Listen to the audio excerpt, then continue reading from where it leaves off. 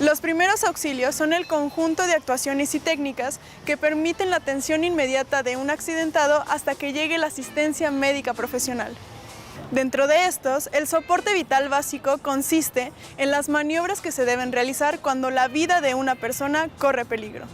El día de hoy, en Cuidando mi Salud, primeros auxilios y soporte vital básico. ¡Comenzamos!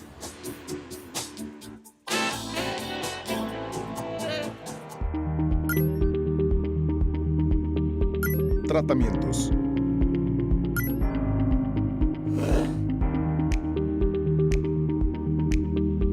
Testimonios.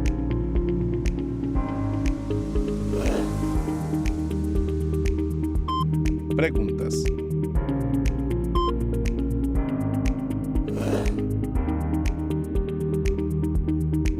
Información.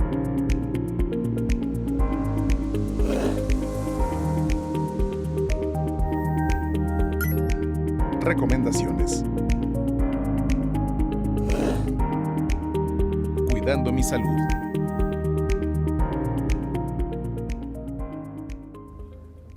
¿Qué tal? Muy buenos días tengan todos ustedes. Bienvenidos a una emisión más de Cuidando mi Salud. En este miércoles 29 de junio del año 2022 estamos transmitiendo completamente en vivo a través de Televisión Universitaria, el canal 26. 26.2 de televisión abierta, así que pues quédese con nosotros para conocer en esta ocasión el tema de primeros auxilios y soporte vital básico, como ya nos lo anunciaban desde el inicio de la emisión. Mi nombre es Gabriela Hermosillo, me da muchísimo gusto que nos acompañen en este día para conocer más sobre este tema tan interesante y tan importante en el que definitivamente tendríamos que involucrarnos muchísimo más y conocer precisamente para poder atender cualquier emergencia que se nos presente. Y para entrar de lleno en materia, pues agradezco infinitamente a los invitados que esta mañana nos acompañan. En primera instancia, saludamos al doctor Cristian de Jesús Amudio, profesor investigador de nuestra Universidad Autónoma de Aguascalientes. Bienvenido. Hola, Gracias por estar acá con nosotros platicando de este tema. Y también le damos la bienvenida al licenciado Luis Ignacio Romo Rodríguez, coordinador general del Sistema Estatal de Emergencias Médicas del ICEA. Bienvenido. Gracias, un placer estar aquí con ustedes. Al contrario, gracias por acompañarnos. ¿Quién mejor que ustedes para platicar de este asunto? Pero antes de entrar en materia, me gustaría conocer un poquito más de su trayectoria, de qué se dedican, algunas particularidades que nos puedan comentar respecto de su especialidad en esta materia, por favor. Si gusta iniciar usted, por favor, doctor Cristian. Como ya me presentaste, soy el doctor Cristian de Jesús Amudio. Soy médico general egresado de nuestra máxima casa de estudios. Tengo 11 años ya laborando en nuestra institución como profesor investigador en las áreas de morfología y actualmente en el área de soporte vital por parte del Departamento de Medicina.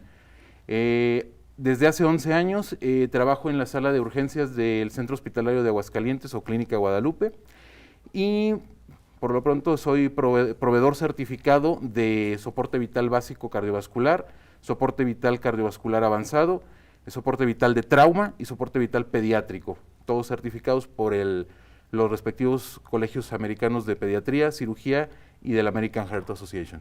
Sin duda, toda una autoridad en la materia para platicar acerca de los primeros auxilios y el soporte vital básico. Gracias, doctor Cristian de Jesús Amudio, por acompañarnos esta mañana. No, gracias a ustedes. Por su parte, licenciado Luis Ignacio Romo Rodríguez, platíquenos un poquito de su experiencia en este ámbito, por favor. Gracias. Sí, efectivamente, soy el licenciado Luis Ignacio Romo. Yo soy técnico en urgencias médicas por parte de Cruz Roja Mexicana, Delegación Aguascalientes. Soy técnico superior universitario paramédico por parte de la Universidad Tecnológica de Aguascalientes. Y bueno, un pequeño giro que me ayudó bastante al cargo que ocupo en la Secretaría. Soy licenciado en Derecho también por parte de la Universidad Interamericana para el Desarrollo. Trabajo en la Secretaría de Salud, ya tengo 20 años laborando. Actualmente ocupo el cargo de la Coordinación Estatal de Atención Prehospitalaria.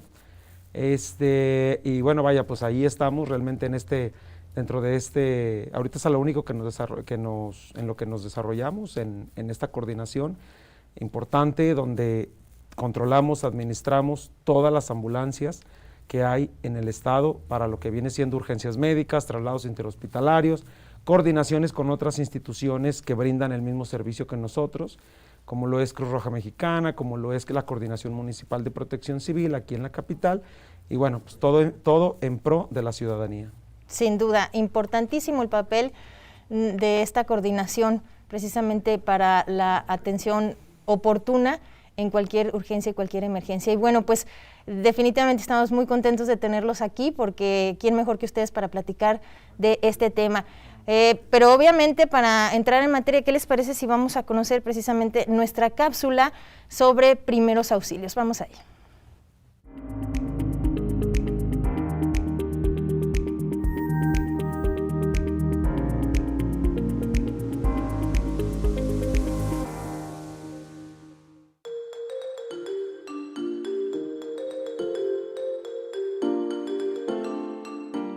Podemos definir los primeros auxilios como los primeros cuidados a un accidentado o enfermo repentino, siempre en el lugar de los hechos hasta la llegada de personal especializado.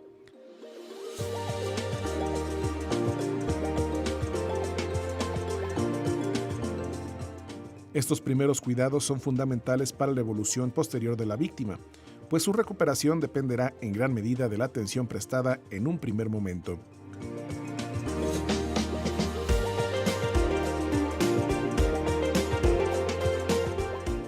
Podemos establecer 3 objetivos principales. 1. No agravar el estado de la víctima. 2. Mantener las constantes vitales. 3. Asegurar las mejores condiciones para el traslado del paciente.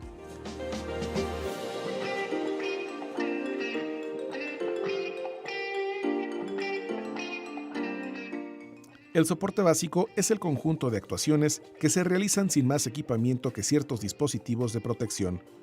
Consiste en el soporte de vía aérea, respiración y circulación, y corresponde a los 3 primeros eslabones de la cadena de supervivencia extrahospitalaria.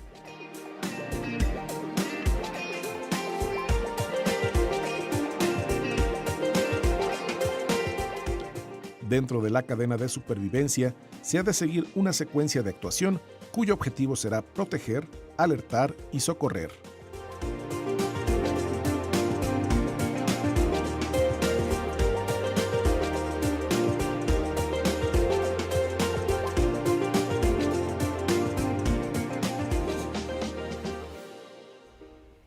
Bueno, pues gracias a la producción que para abrir boca nos presenta esta cápsula precisamente para poner el tema sobre la mesa.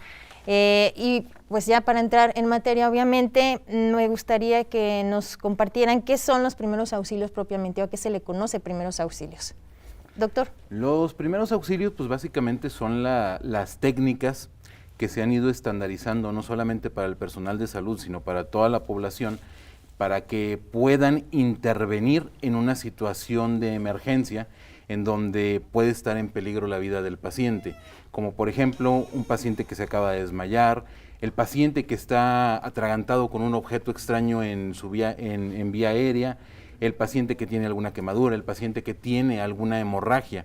Básicamente son las técnicas que se han estandarizado para que haya una primera respuesta para atender a este paciente. Ese sería, ¿no? Como la primera respuesta ante una emergencia. ¿A quién se le puede dar estos primeros auxilios o a quién se le tendrían que aplicar estos primeros auxilios, licenciado Ignacio? Pues definitivamente a la víctima que está cursando por el momento por una emergencia médica, como lo comenta el doctor, con los ejemplos que comenta el doctor, un atragantamiento, una herida, una hemorragia, una quemadura, es prácticamente pues la primera respuesta hasta esperar a que llegue la ayuda especializada, ¿no? Definitivamente algo que yo aquí quiero mencionar es que es de vital importancia que en un lugar no controlado, llámese vía pública, el hogar, que no sea un lugar en una clínica, en un hospital, siempre haya una persona responsable que se comunique al 911, independientemente de que ya alguien más esté dándole el soporte a la persona, esta primera respuesta, también que alguien ya esté llamando al 911 solicitando esta ayuda especializada. Muy importante esto que señala el licenciado Ignacio, definitivamente cuando se nos presenta una emergencia, una urgencia, muchas de las veces cuando estamos en un ambiente no controlado, como bien lo mencionaba, pues nos ataca el pánico, con los nervios perdemos la calma y no sabemos qué hacer y nos bloqueamos, y es importante que llamemos pues al número de emergencia para que también nos vayan orientando de cómo realizarlos. Y también es importante que hay que señalarlo, que las personas pues cada vez estemos pues más capacitadas en este sentido para poder dar respuesta a una necesidad de esta naturaleza en cualquier momento en el que se presente, ¿no? Así que importantísimo que señalar esto, ¿no? Que cualquier persona puede dar esta primera respuesta, esta primera atención, siempre y cuando pues tenga pues un mínimo conocimiento del asunto, ¿no? Porque luego hacemos cosas que tenemos la creencia de que se tienen que hacer y resultan contraproducentes. Por eso la importancia también de llamar al 911 y que pues se nos vaya también asesorando en ese sentido y tratar de guardar la calma en la medida de lo posible, ¿no? Claro. ¿Qué tipo de situaciones requieren más comúnmente primeros auxilios? Ya nos mencionaba algunas, doctor, pero ¿podemos ahondar un poquito más? Sí, podemos ahondar un poquito en las situaciones que pueden requerir un manejo urgente, pues tendríamos que hacer hincapié en las urgencias de tipo cardiovascular. Sabemos que el paciente que está en vía pública, el 90 al 95% de las muertes súbitas en calle son por fibrilación ventricular, que traduce en paro cardíaco. ¿Qué hay que hacer ante esas situaciones? Es de suma importancia que toda la población sepa cómo acercarse al paciente, que como ya bien lo mencionaste, pida ayuda, porque lo más importante durante una situación de emergencia, de reanimación, como ya lo mencionó el licenciado, es el apoyo de la demás gente que está alrededor, porque son situaciones que requerimos no una persona, habitualmente requerimos 2 o 3 personas que nos ayuden, y no necesariamente que sea personal médico. Si todas las personas tuvieran un entrenamiento básico de soporte vital cardiovascular, creo yo que ese porcentaje tan grande de muertes súbitas que hay se disminuiría muchísimo.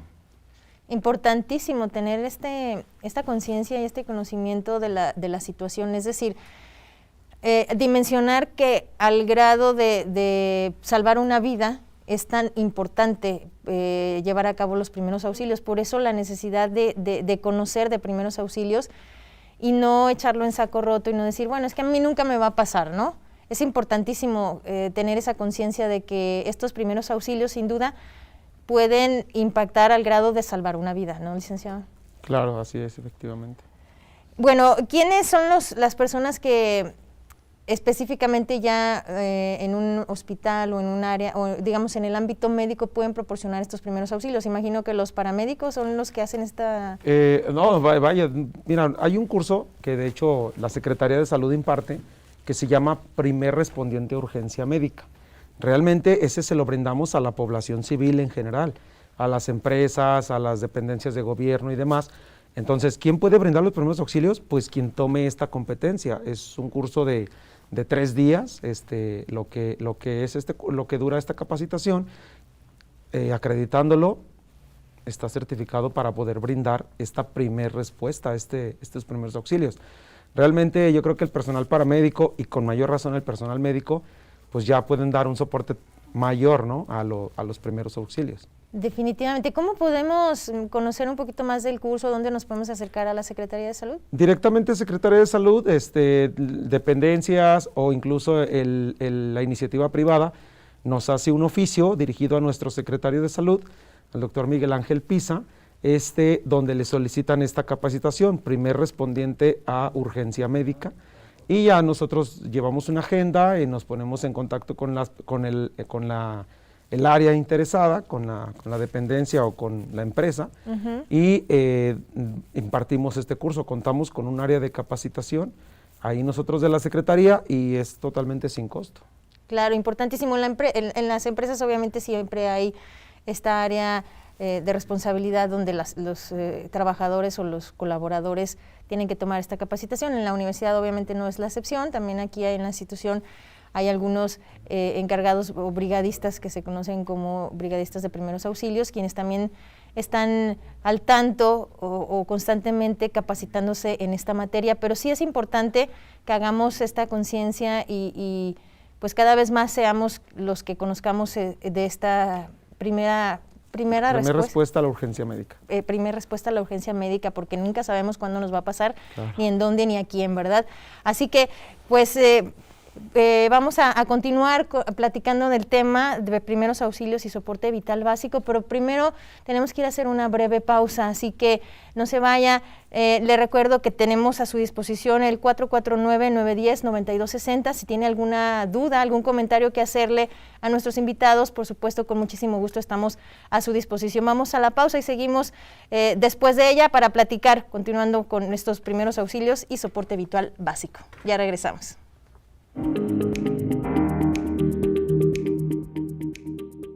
Los primeros auxilios consisten en la atención inmediata que se le da a una persona enferma, lesionada o accidentada en el lugar de los acontecimientos, antes de ser trasladado a un centro asistencial u hospitalario.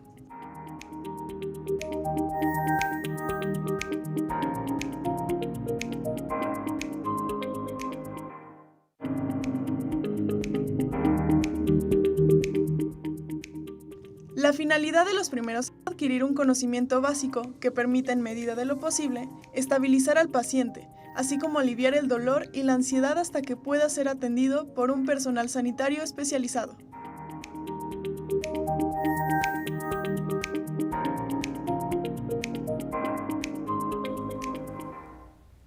Estamos de vuelta aquí en Cuidando mi Salud, hoy con el tema primeros auxilios y soporte vital básico. Nos acompañan, ya le platicaba, el doctor Cristian de Jesús Amudio, profesor investigador de nuestra benemérita Universidad Autónoma de Aguascalientes, y el licenciado Luis Ignacio Romo Rodríguez, coordinador general del Sistema Estatal de Emergencias Médicas del Instituto de Salud del Estado de Aguascalientes.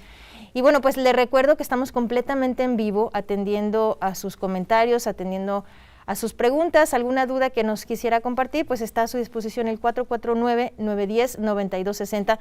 Con muchísimo gusto estamos a su disposición. Y bueno, pues antes de continuar platicando del asunto, ¿qué les parece si vamos a conocer pues lo que dicen las personas en relación a los primeros auxilios? ¿Qué tanto conocen de los primeros auxilios? ¿Estamos preparados o no para atender una emergencia? Vamos a conocer lo que nos dicen.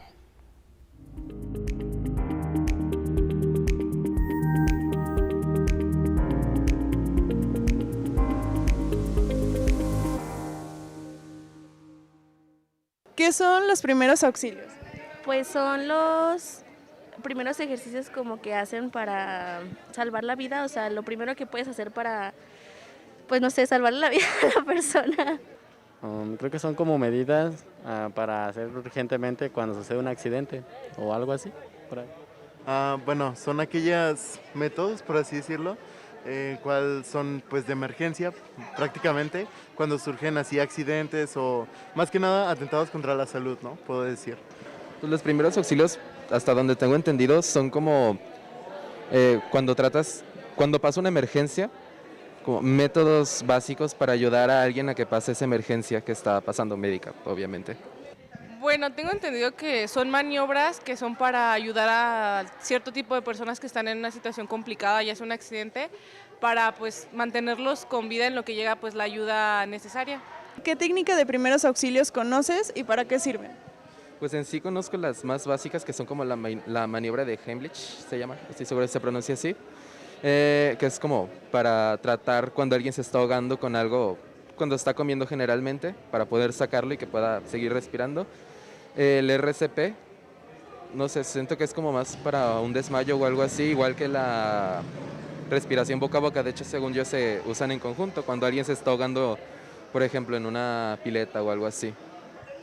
Pues la típica, la maniobra de Heimlich, que es cuando te aprietan en la boca del estómago para desbloquear el tracto digestivo, que es tu tráquea, y el RCP, que es la reanimación cardiovascular. El RCP, no sé para qué sirve, pero es cuando la gente está acostada y le apachurran no sé en dónde, pero lo he visto. La otra maniobra que no sé cómo se llama es cuando alguien se atraganta y le presionan aquí abajo de los huesitos de las costillas para que salga el alimento. Y la otra es, bueno, no sé, cuando te cortas te ponen algo así como algo para taparlo, para evitar la hemorragia. Pues la principal, creo que todos la conocemos, sería el RCP, que es para reanimar, o más bien para el pulso otra vez del corazón. Y pues sería la maniobra de, ¿qué? Perdón. ¿De Helmich? Ah, sí, creo que es esa. Es para cuando alguien se está ahogando, por así decirlo, y pues para que vuelva a vivir, más que nada. Y pues ya. Conozco el RCP y no me acuerdo cómo se llama, pero la llave que hacen cuando te estás asfixiando, que tienes que sacar pues esa llave. ¿Y para qué sirven esas dos? El RCP es para reanimar el corazón, cuando, no sé, por algún trauma o algo así se para, no sé. No soy médico. Y el RCP es cuando la llave es para cuando te estás ahogando, cuando se te atora algo y te pegan aquí en el diafragma para que salga. Pues ahí están los jóvenes universitarios que al parecer saben y conocen, por lo menos en la teoría, lo que se debe de hacer en una situación de emergencia en relación a los primeros auxilios. ¿Cómo ven lo que opinan los chicos? ¿Qué les pareció? Es importante que toda la población conozca de primeros auxilios y afortunadamente vivimos en una época donde estamos todos interconectados y como les he dicho a mis alumnos en reiteradas ocasiones, nuestro celular es una herramienta increíble para que podamos tener acceso a conocimiento de este tipo, de reanimación o inclusive, como lo comentábamos en el segmento anterior, ya pedir ayuda.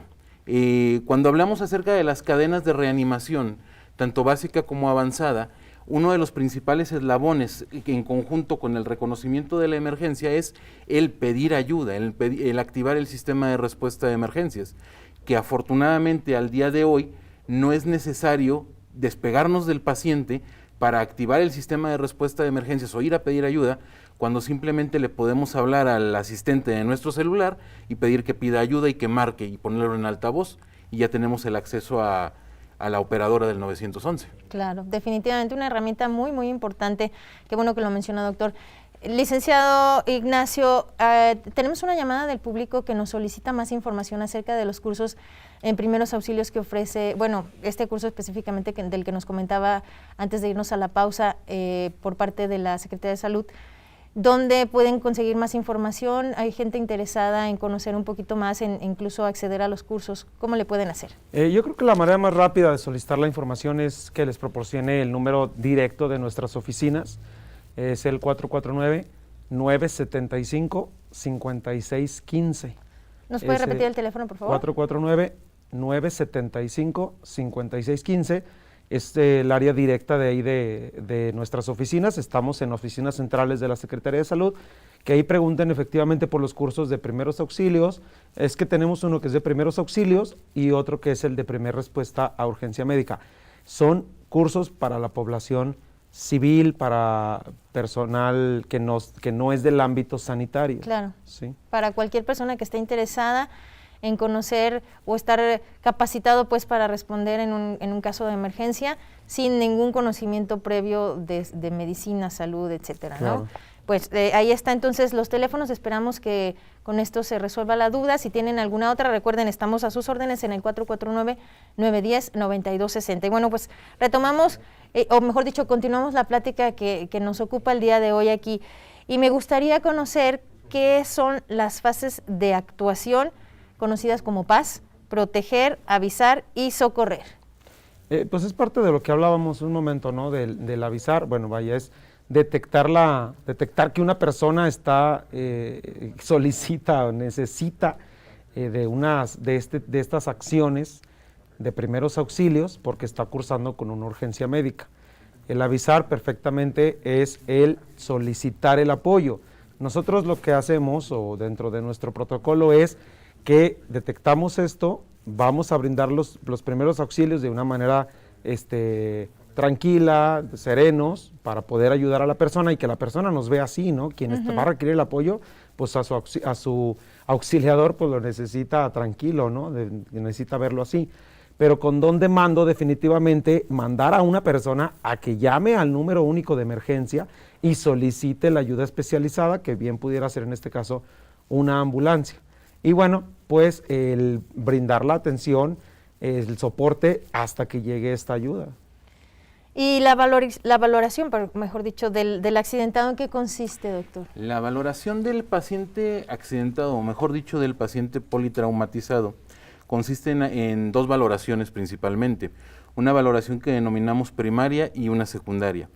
La valoración primaria, que es de extremada importancia, que de hecho no solamente es aplicable a un paciente politraumatizado, sino que es aplicable a cualquier paciente. ¿Por qué? La valoración primaria nos evalúa 5 puntos o 5 letras, el A, B, C, D, E, donde nos dice que lo más importante en un paciente es mantener o asegurar una vía aérea permeable, o sea, que el paciente esté respirando. En conjunto con esto tenemos un segundo eslabón o una segunda letra, que es la B, que nos hace referencia a la ventilación, en donde no solamente es que el paciente respire, sino que esté ventilándose de forma adecuada. Un tercer punto o letra C que nos hace referencia al estado hemodinámico del paciente. Y aquí es muy importante, y quizás sea relevante mencionarlo, el ABCDE está enfocado o está hecho a base de algo que conocemos como distribución trimodal de la muerte, en la cual se nos dice que un paciente en situación crítica, en los primeros segundos o en los primeros minutos, puede morir por hipoxia, porque no pueda respirar. En un segundo punto, que puede ser hasta 1 hora después de la lesión, por hemorragia. Y en un tercer punto, que se da después, hasta semanas después, por sepsis. Por lo tanto, si nosotros entendemos esto, entendemos que la valoración y el manejo primario de un paciente accidentado o en estado crítico, lo más importante es la vía aérea, la ventilación, el estado hemodinámico y posteriormente la valoración del estado neurológico y la exposición del paciente. ¿A qué hago referencia con esto? Obviamente hay que valorar con algunas escalas el nivel de conciencia del paciente y desnudar por completo al paciente para buscar que tenga alguna herida o algo que esté condicionando su inestabilidad. Una vez terminado esto, se pasa a una valoración secundaria que básicamente es muy similar a la primaria, pero con mayor detenimiento, porque durante la valoración primaria estamos hablando que se realiza en 4, 5, 6 minutos, tratando de resolver los puntos más urgentes, y puntos más urgentes, la vía aérea del paciente.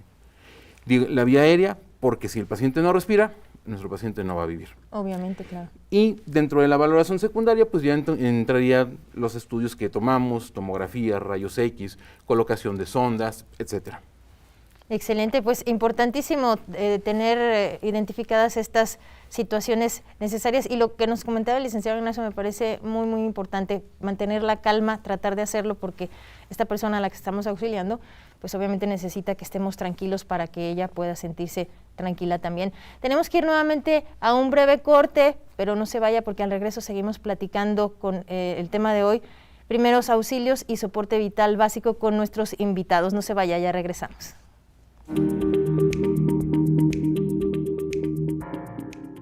El soporte vital básico comprende aquellas medidas que se deben poner en marcha ante una situación de paro cardiorrespiratorio, con el fin de mantener las funciones vitales hasta la llegada del personal médico. Por lo tanto, son medidas que deberían conocer todos los ciudadanos, ya que esto puede salvar muchas vidas.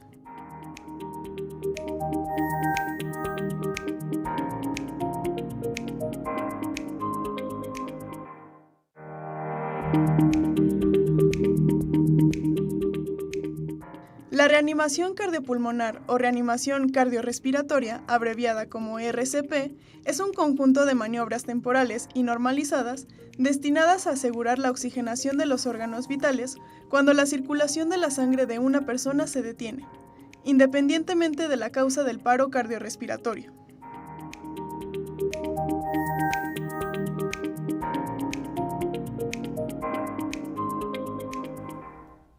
Estamos de vuelta, gracias por seguir con nosotros aquí en Cuidando mi Salud, hoy platicando del tema primeros auxilios y soporte vital básico, completamente en vivo, transmitiendo desde Televisión Universitaria, canal 26.2 de Televisión Abierta.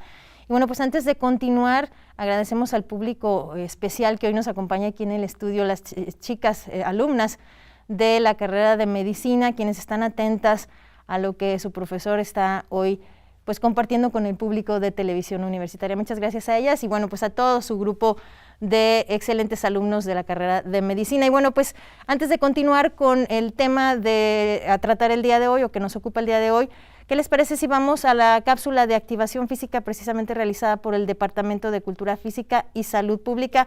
Esta tiene que ver con ejercicios para músculo femoral y glúteo. Ya regresamos.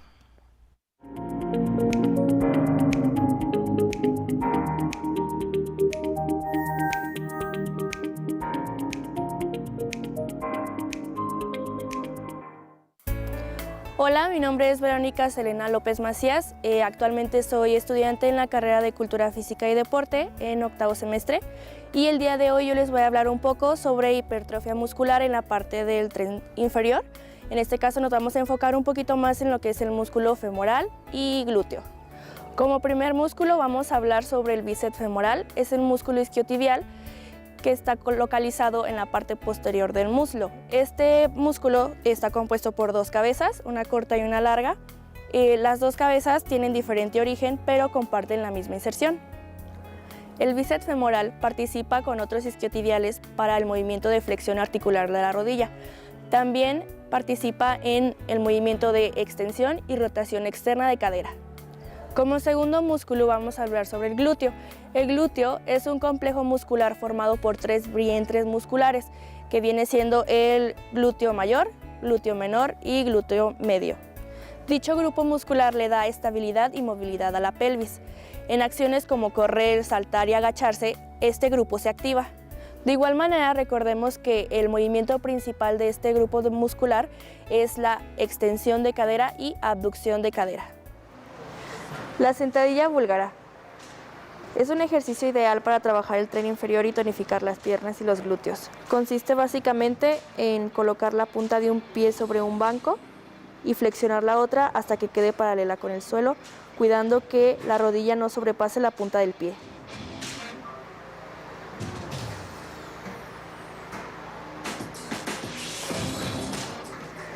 La sentadilla sumo es un ejercicio orientado principalmente a trabajar el tren inferior. Se hace colocando las piernas ligeramente más abiertas que la altura de los hombros y las puntas de los pies hacia afuera, cuidando principalmente la postura de la espalda para conseguir mejores resultados.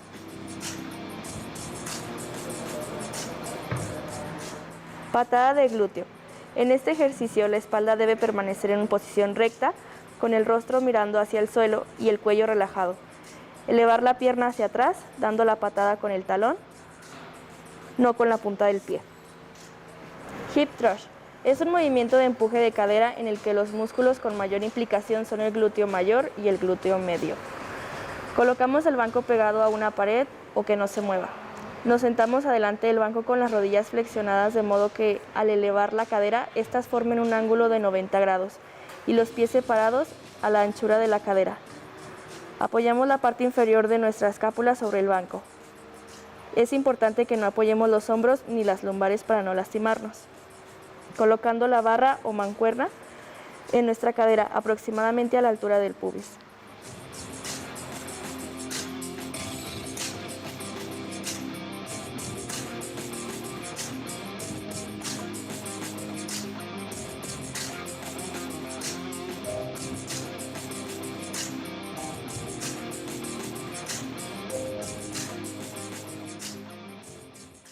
Continuamos platicando del tema, estamos hoy, les recuerdo, platicando de primeros auxilios y soporte vital básico. Estamos completamente en vivo a través del canal 26.2 de Televisión Abierta en Televisión Universitaria. Estamos a sus órdenes en el 449-910-9260. Si gusta hacernos llegar alguna duda o comentario, estamos completamente a su disposición. Y bueno, pues continuamos con hablando del tema, y antes de pasar a una demostración que tienen a bien hoy hacernos pues el profesor y los alumnos de medicina, me gustaría conocer, doctor Cristian, ¿qué podemos entender por soporte vital básico? Soporte vital básico básicamente son las maniobras que vamos a hacer con un paciente que ha perdido el conocimiento. No sabemos si es un paciente que tuvo un síncope, no sabemos si es un paciente que está en paro cardíaco. Pero al hablar de soporte vital básico vamos a entender qué es la situación en la cual nosotros vamos a llegar, vamos a valorar y vamos a determinar si nuestro paciente tiene pulso o no tiene pulso. Si no tiene pulso, vamos a empezar con maniobras de reanimación cardiopulmonar básicas y posteriormente en hospital estaremos hablando de soporte vital cardiovascular avanzado. Y justamente, ¿cuáles serían las causas de un paro cardiorrespiratorio? Las causas de un paro cardiorrespiratorio, yo creo que es muy importante que toquemos algo que llamamos causas reversibles de un paro, lo que conocemos también como regla de las H's y de las T's. ¿Por qué puede suscitarse esto? Puede suscitarse por una trombosis coronaria, o sea, un infarto agudo del miocardio, una tromboembolia pulmonar, una intoxicación por alguna droga, por hipotermia, y esto lo vemos mucho en pacientes en situación de calle en invierno, porque puede ser por alteraciones hidroelectrolíticas, porque suba el potasio, porque baje el potasio, porque estemos ante un paciente con falla renal que lo esté llevando a una situación de paro. También es muy importante que, aparte de estas causas, tenemos otras como lo viene siendo las arritmias cardiovasculares. Claro. Y bueno, el protocolo justamente de actuación ante un paro cardiorrespiratorio, imagino que ahorita nos harán la demostración. Agradecemos el apoyo que nos brinda Mónica Rangel, estudiante de medicina del 8º semestre, quien ella será justamente la que nos haga esta demostración, mientras el doctor Cristian pues tiene a bien pues irnos describiendo lo que está ocurriendo y lo que se tiene que hacer en un momento determinado de la emergencia, ¿no? Por favor, doctor. Claro. Bueno, siempre que tengamos un paciente que ha perdido el estado de alerta, ya sea en cualquier situación, lo más importante es primeramente ver que nuestra escena sea segura. Obviamente no vamos a darle maniobras de reanimación a alguien que está en medio de la carretera o a alguien que está en un charco de agua y hay un cable de luz ahí tirado. Lo más importante es ver que nuestra escena sea segura. ¿Para qué? Para que no tengamos nosotros solamente, para que tengamos, mejor dicho, solo un paciente y no que nuestro compañero tenga 2 pacientes. Claro. Una vez que verificamos que nuestra escena sea segura, nos vamos a acercar a nuestro paciente, vamos a moverlo, le vamos a decir que cómo está. Si el paciente responde, pues bueno, obviamente vamos a saber que el paciente no está en paro cardiorrespiratorio. Pero si nuestro paciente no responde, en este momento vamos a activar nuestro sistema de respuesta de emergencias. ¿Cómo? Llamando al 911, pidiéndole a alguien que llame al 911 o en su defecto que traigan un DEA. ¿Qué es un DEA? Un DEA es un desfibrilador externo automático que nos va a servir para darle una descarga al paciente si éste lo requiere, como por ejemplo en una situación de fibrilación ventricular. Una vez que vemos que nuestro paciente no respira, no responde, vamos a checar su pulso durante mínimo 5 segundos, máximo 10 segundos. Segundos sumamente importantes, ya que durante este tiempo, si nosotros tenemos inclusive duda de que nuestro paciente pueda tener pulso, lo vamos a declarar como que no tiene pulso y vamos a iniciar maniobras de reanimación. ¿Y cómo las vamos a iniciar? Vamos a poner nuestra mano dominante sobre el tercio medio del esternón de nuestro paciente, lo vamos a abrazar con nuestra mano no dominante y vamos a hundir el tórax de nuestro paciente, vamos a hundirlo 1/3 de su diámetro anteroposterior y vamos a empezar a dar compresiones a un ritmo aproximado de 100 a 120 compresiones por minuto. Las guías de la American Heart Association anteriormente nos marcaban que se tenía que hacer un intervalo de 30 compresiones y de 2 ventilaciones que eran boca a boca o con un dispositivo de barrera mediante el cual insuflábamos al paciente.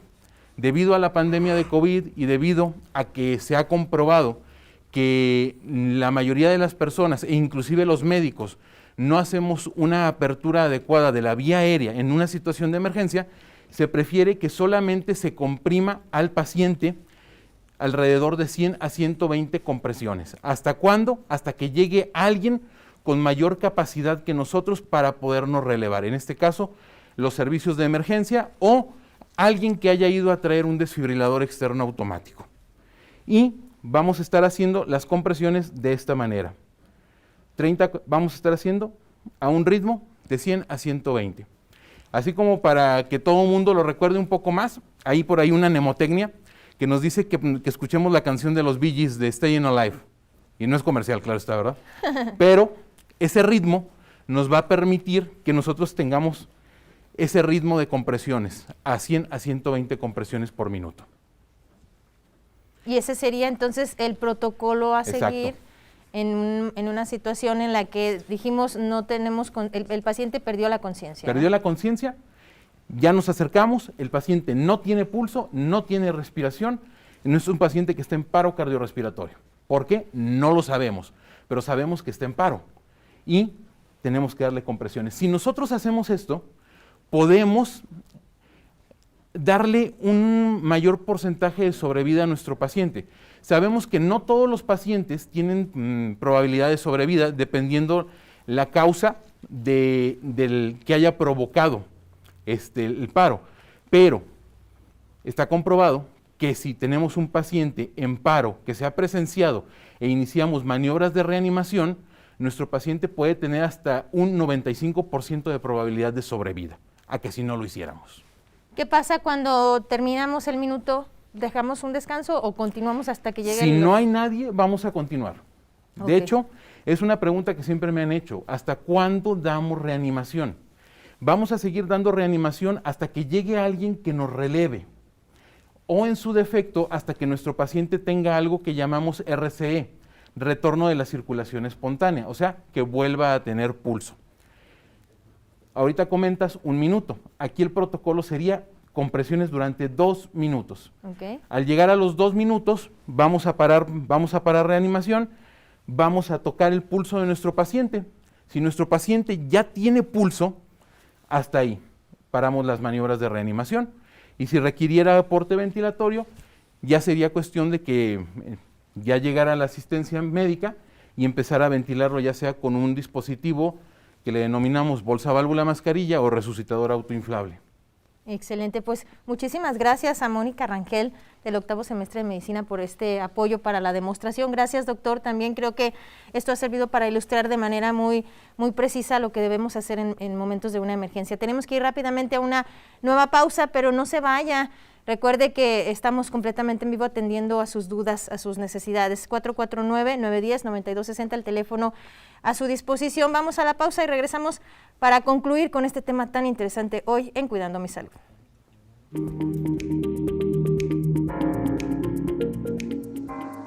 La implementación de los primeros auxilios de manera formal comenzó hace aproximadamente 160 años, con la formación de la Cruz Roja Internacional.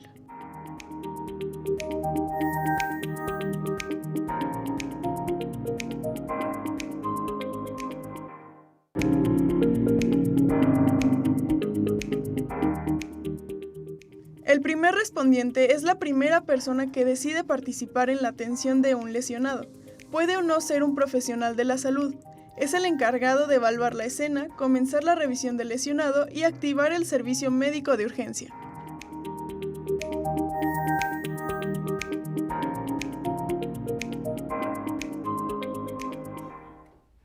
Continuamos aquí en Cuidando mi Salud, hoy con el tema primeros auxilios y soporte vital básico. Seguimos platicando, ya casi concluyendo con el tema, y mucha información muy interesante al respecto. Ya lo mencionaban los invitados, se puede conocer afortunadamente gracias a la posibilidad que nos da la tecnología ahora, pues acerca del tema y de los asuntos específicos que necesitemos conocer en un momento determinado. Y precisamente ahora me gustaría preguntarle al licenciado Ignacio, pues, ¿cuáles pueden ser las causas de una obstrucción de la vía aérea, licenciado? No, definitivamente es que tengamos justamente la obstrucción, el que se atore un objeto extraño en el tracto respiratorio. Bien puede ser comida, principalmente es comida, ¿no? Es lo que sucede, pero en niños, en menores, pues puede ser algún juguete, alguna pieza pequeña de estos. Algo muy peligroso es un globo, por ejemplo, que ese sí sería algo, sí, en una ocasión tenemos una Por eso no se recomienda jugar con globos, resultado ¿no? fatal. Sí, definitivamente no, porque es complicado, ¿no? Hacer la extracción de en un lugar no controlado. Pero es el que obstruya un objeto en el tracto respiratorio. Y ante una emergencia de esta naturaleza, ¿qué debemos hacer o cómo debemos actuar, cómo se aplican los primeros auxilios? Le veía en las cápsulas de los universitarios que nos mencionaban mucho una técnica. Si el paciente está consciente, esta técnica ya denominada Heimlich, efectivamente,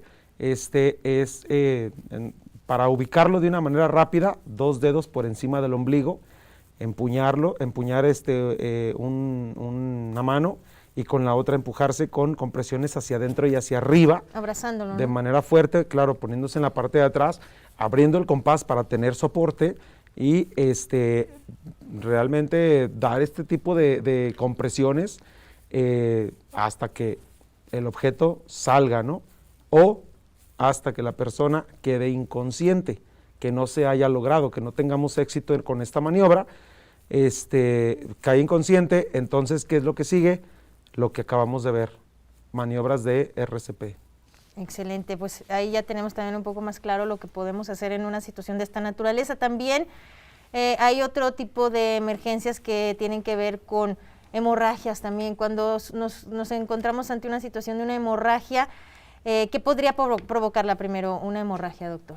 Una hemorragia puede ser provocada por muchísimas causas. Puede ser un accidente en casa con un cuchillo, puede ser un accidente en el cual haya habido laceración con alguna estructura metálica o de cualquier tipo.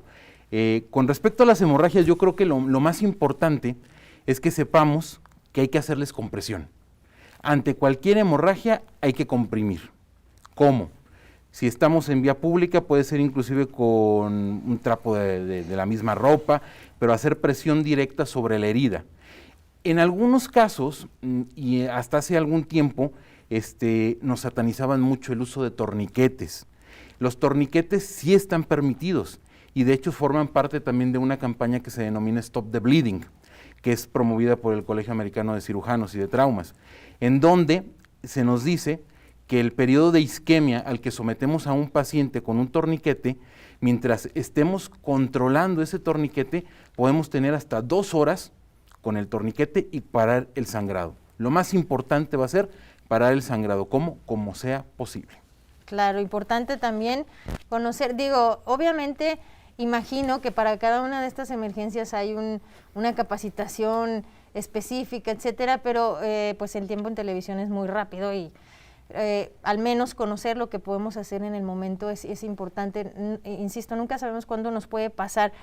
Y sobre todo resaltar lo que nos decían, mantener la calma, tratar de hacerlo, si ya estoy en medio de una situación de esa naturaleza, tratar de atender al paciente con la calma posible y, por supuesto, reiterar, llamar a los servicios de emergencia para que a la brevedad lleguen y nos auxilien tanto a la persona que está teniendo la situación como a quienes a la persona, ¿no?, que está atendiéndolo.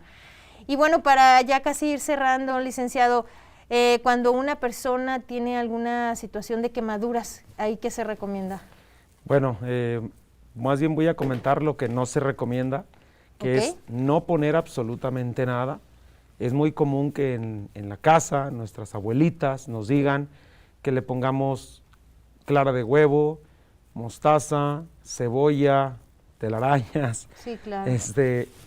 Nada, realmente no hay que poner nada, por eso lo comento, más bien lo que no debemos hacer, no poner nada, si estamos así de acuerdo, doctor, sí, pues de mantener limpia la zona, definitivamente no, irrigar la zona de una manera controlada, hasta que llegue la ayuda especializada, ¿no?, que ya le dan un manejo diferente. Pero como primeros auxilios, bien podemos mantener irrigada la zona, esto ayuda un poco a aliviar el dolor, pero de manera controlada, ¿no?, hasta que llegue la ayuda, pero sí, no poner absolutamente nada sobre la quemadura. Excelente, pues también es importante que tengamos esto bien claro y tomarlo muy en cuenta porque tenemos estas falsas creencias de que tenemos que poner todo lo que se nos ocurre, que a final de cuentas es contraproducente, ¿no? Ya casi para despedirnos, cuando hay una situación de intoxicación o envenenamiento, doctor. Para una situación de intoxicación o envenenamiento, volvemos a la misma valoración del paciente politraumatizado. Lo más importante es mantener una vía aérea permeable y un estado hemodinámico adecuado.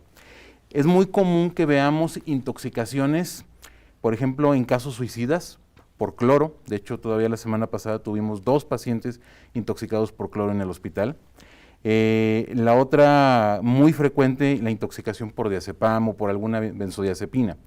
¿Qué hay que hacer ante una intoxicación? Lo más importante, acudir a un servicio de emergencia, es lo más importante. ¿Por qué? Muchas de estas situaciones que llevan a esto cuentan con antídotos específicos que se pueden manejar en una sala de urgencias, y ante una situación inclusive de una intoxicación quizás por algún fármaco, por alguna sustancia que inclusive ni siquiera el mismo paciente sabe lo que se tomó, tenemos un periodo muy corto de tiempo para que podamos hacer un lavado gástrico con algo que llamamos carbón activado. Tenemos a lo mucho 2 horas para poder hacerlo. ¿Qué hay que hacer ante una intoxicación? Llamar a los servicios de emergencia para el traslado a un hospital. Excelente, pues les pediría para despedirnos algún mensaje final, licenciado, muy breve, por favor, alguna recomendación final para el público. Claro, bueno, lo que no queremos es tener trabajo definitivamente los servicios de emergencia, pero bueno, estamos ahí listos para cualquier urgencia que surja.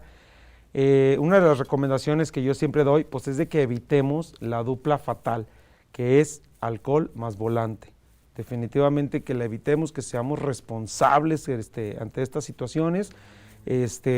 No hay prohibición, simplemente pues que se responsabilice, que se tenga un conductor designado, que se pida un servicio de plataforma, de transporte, pero no evitar esta dupla, ¿no? Porque definitivamente es fatal. Sí, sobre todo evitar los accidentes y en la medida de lo posible. Y para concluir, doctor, su mensaje final. Yo creo que algo muy importante que debemos de transmitirle a la población en general es que todo este tipo de maniobras, todo este tipo de procedimientos no son los básicos, no son únicamente para personal de salud, son para toda la gente.